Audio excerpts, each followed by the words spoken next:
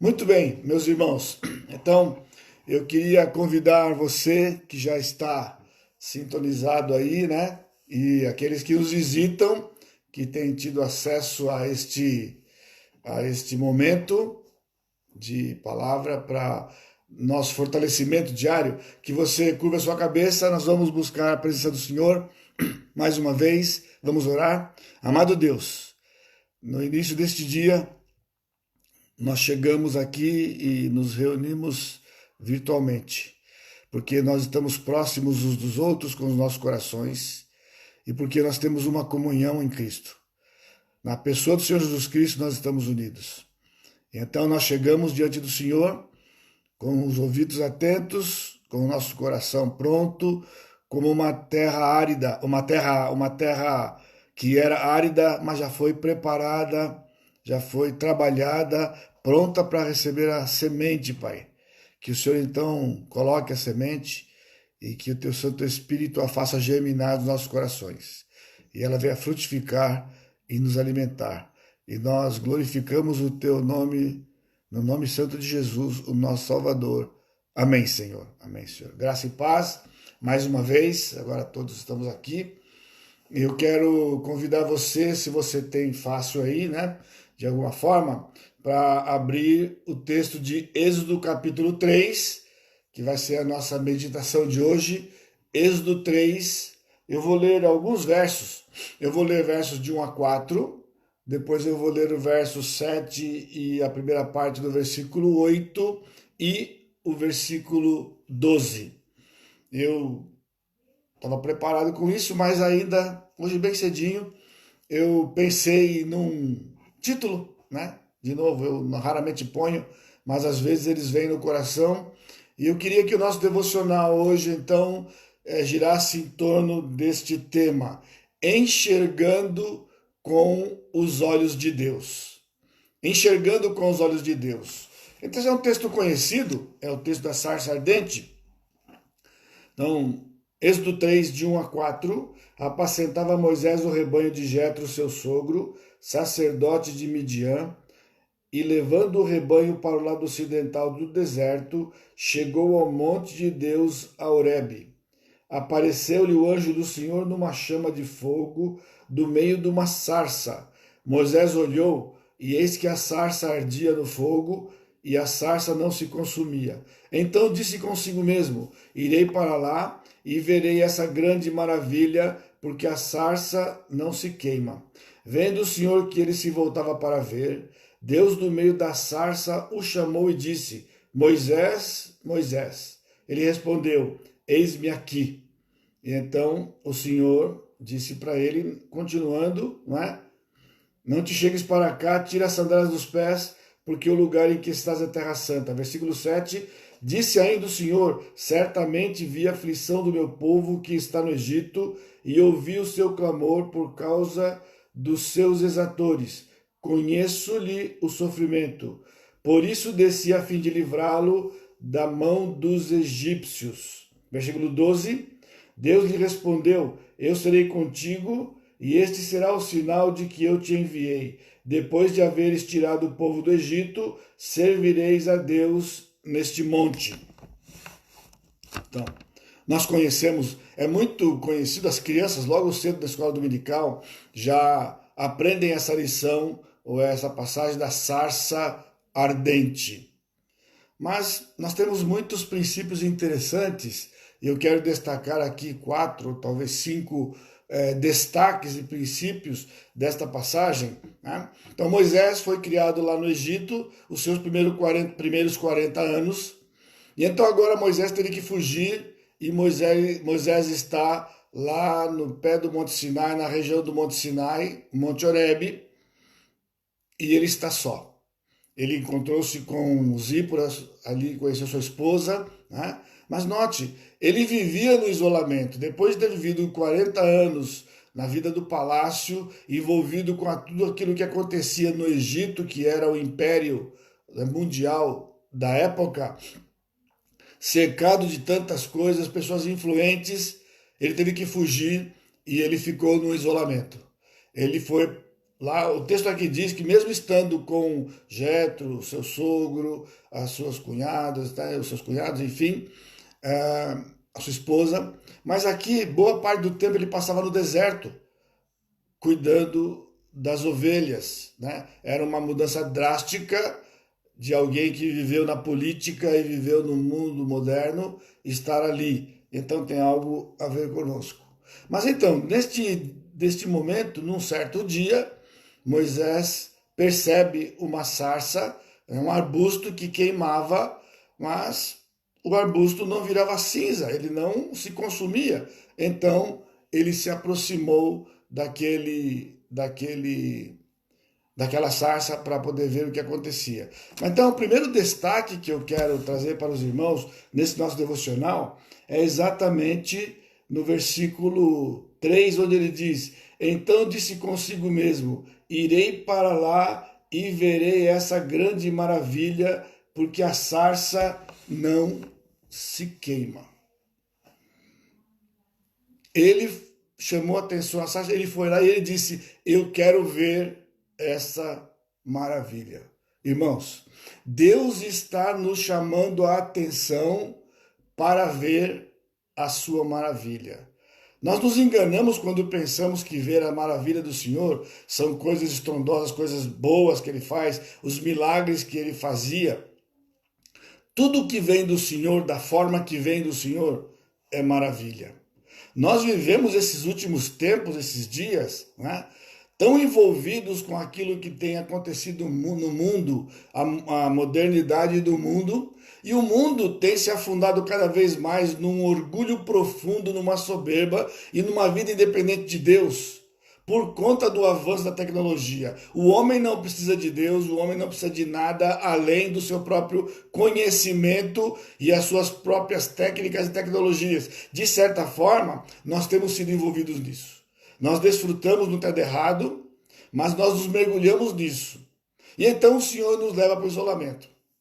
E o isolamento agora, por ser uma pandemia, uma enfermidade, milhares de pessoas estão morrendo, já mais de 1 milhão, provavelmente o próximo disso está infectado.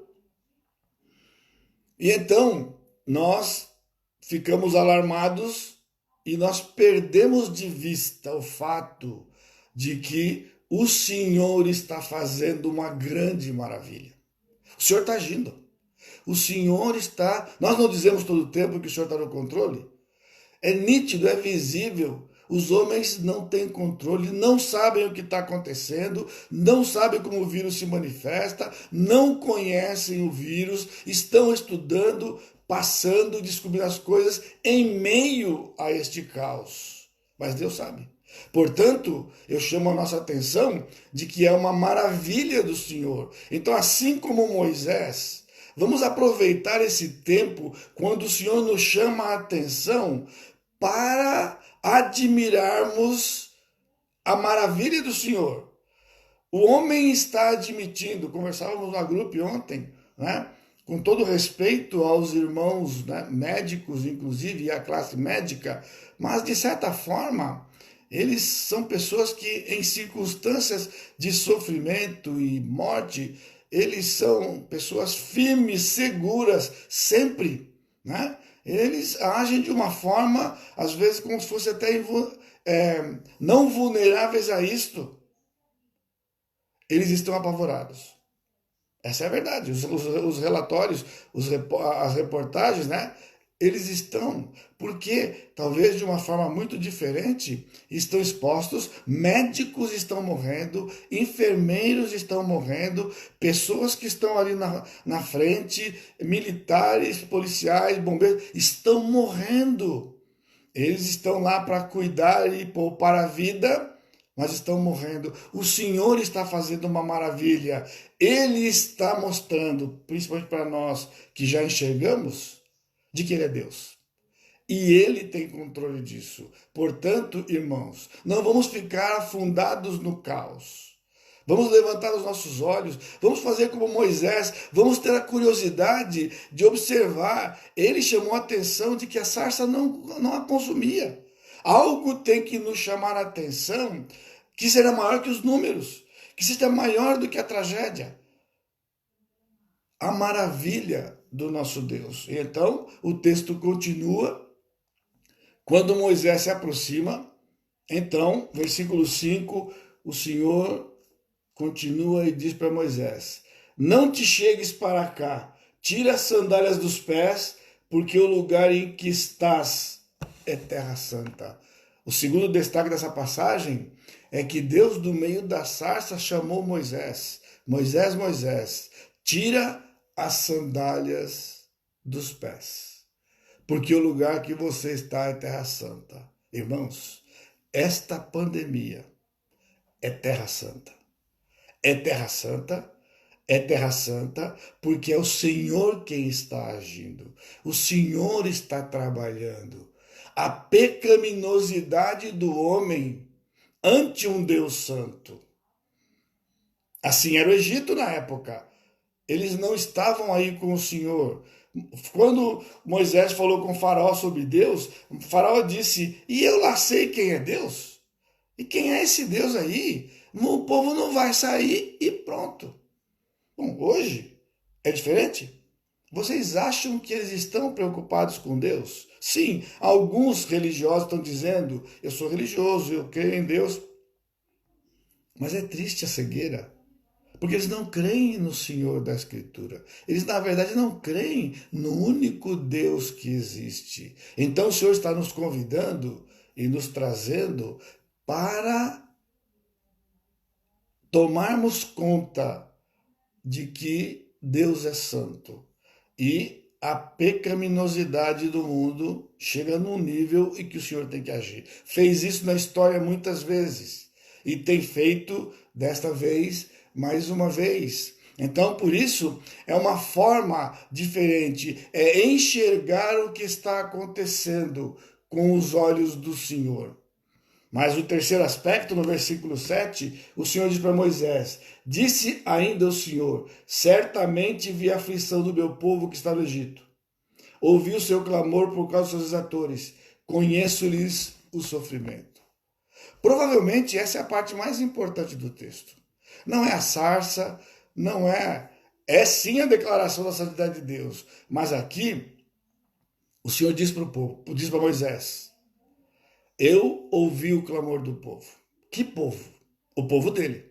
Não era do Egito, o povo dele. E novamente estamos nós aqui, irmãos. Nós somos o povo de Deus. Seria uma pretensão, se tem alguém nos visitando, de pensar e deduzir nada. Eu estou simplesmente transmitindo o que está na palavra do Senhor. Deus tem um povo. Deus tem o povo e Deus tem o seu povo. E ele disse: eu ouvi o clamor do meu povo. Eu conheço o seu sofrimento. Mas então, a reflexão é: qual era o sofrimento real do povo? Era a escravidão imposta pelos egípcios? Sim, era isto que incomodava o povo. O povo já estava cansado, trabalhando somente para poder comer. Escravos. Mas, irmãos, se esse fosse realmente o problema dos israelitas ali, o Senhor simplesmente chegava, Moisés tirava, dava o ultimato ao faraó, rebanhava o povo e ia embora. Mas o Senhor via mais. O sofrimento do povo, maior do que o sofrimento físico da escravidão, era o sofrimento pelo fato de estarem envolvidos num lugar onde nem mesmo mais o povo de Deus conhecia o Senhor. Irmãos, nós não podemos perder de vista quem é o nosso Deus. Nós não podemos ficar tão envolvidos com isto que nós esqueçamos quem é o nosso Deus. E então o Senhor via o sofrimento do povo de Israel, que era mais profundo. É assim que o Senhor nos enxerga. O Senhor Jesus Cristo disse em Mateus capítulo 11, vinde a mim, vós que estáis cansados e sobrecarregados, e eu vos aliviarei. O cansaço não é físico. Não era um cansaço físico que Jesus estava falando. Era um cansaço de alma, um cansaço espiritual. Assim, o sofrimento do povo de Deus normalmente é um sofrimento porque, de certa forma, nós somos envolvidos por aquilo que nos cerca. E rapidamente nós perdemos o foco do Senhor e nós caímos no mesmo lugar que o mundo está.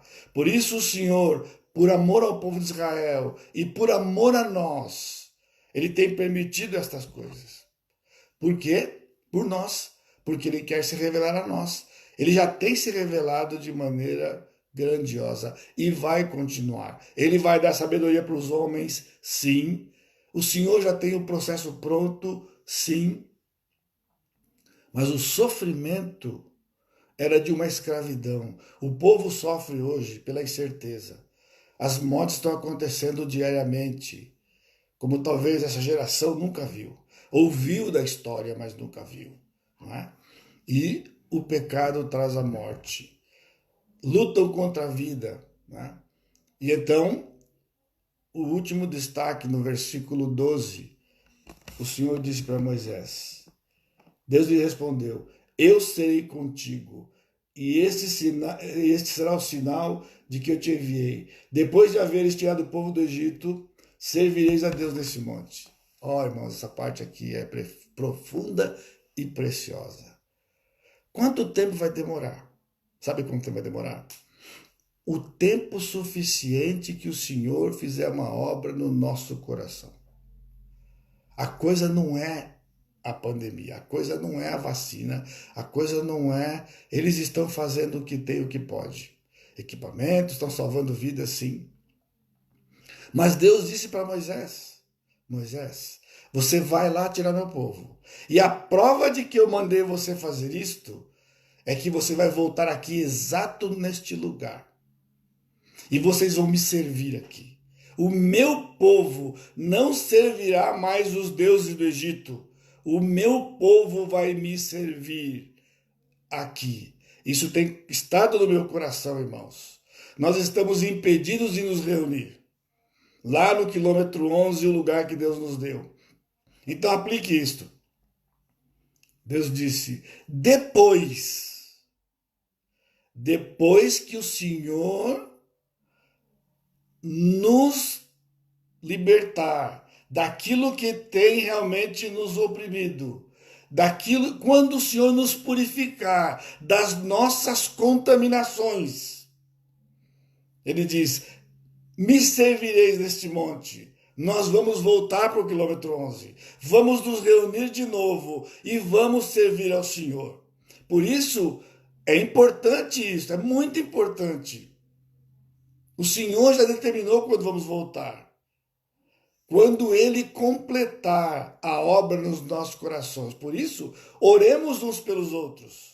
Oremos uns pelos outros, para que o Senhor então realize no coração de cada um de nós a obra que Ele planejou. Ela é individual, ela é intransferível. Cada um de nós deve chegar diante do Senhor, nos colocarmos lá em humildade e buscar o Senhor. Vamos para a palavra, vamos ler, vamos relembrar que o Senhor é santo.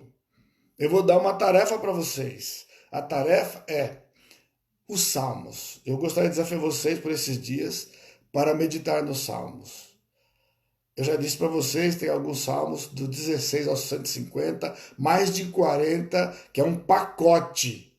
O pacote da santidade e o poder de Deus. Mas eu vou desafiar vocês nesses dias a meditarem do Salmo 16 ao Salmo 32. Ler estes Salmos, mas buscando ali o relato específico que fala da pessoa do nosso Deus. Isto é, tira as sandálias dos pés, porque o terreno que você está é santo. Assim nós vamos nos esquadrinhar, colocar diante do Senhor, tratar o que o Senhor quer tratar conosco. Ele nos ama. E então ele disse, depois, vocês me servirão.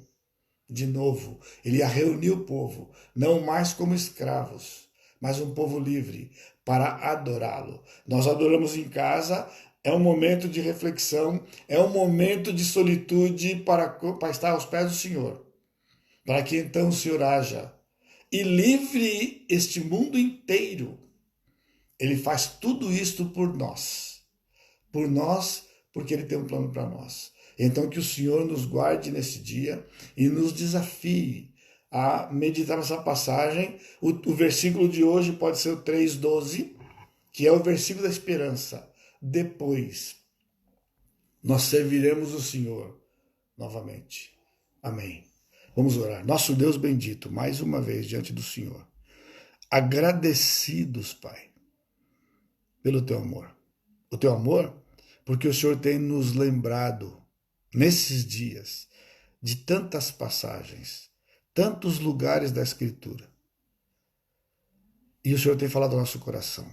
O Senhor tem nos edificado. E nós temos sido desafiados a buscar a semelhança de Jesus.